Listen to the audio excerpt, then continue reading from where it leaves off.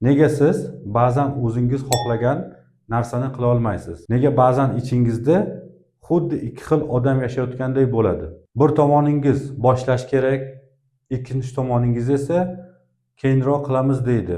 Bu dangasalik emas, bu irodasizlik emas, bu shunchaki sizning ichingizdagi ichki ziddiyatlar. Ko'pchilik o'ylaydi, menda iroda yo'q yoki menda motivatsiya yo'q.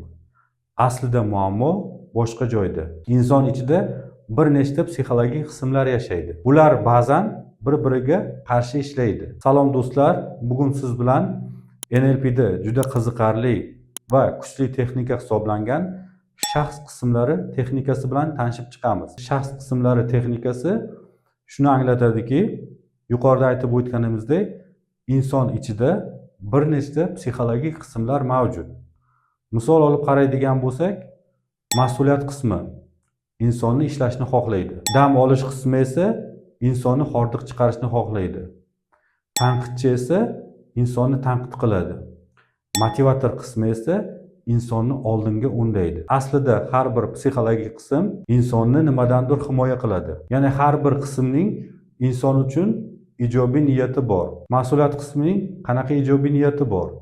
Demak, sizni oldinga intilishga, sizni ishlashingizni, jamiyatda qanaqadir mavqega erishishingizni xohlaydi.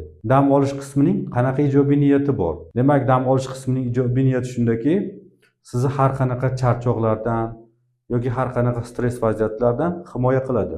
Tanqidchi qismining qanaqa ijobiy niyati bo'lishi mumkin? Demak, sizni har qanaqa xatolardan asraydi. Bu shuni anglatadiki, insondagi har bir psixologik qism insonning o'zi uchun ijobiy niyatga ega. Bu modelimizni yaxshiroq tushunishimiz uchun bitta misol keltiramiz.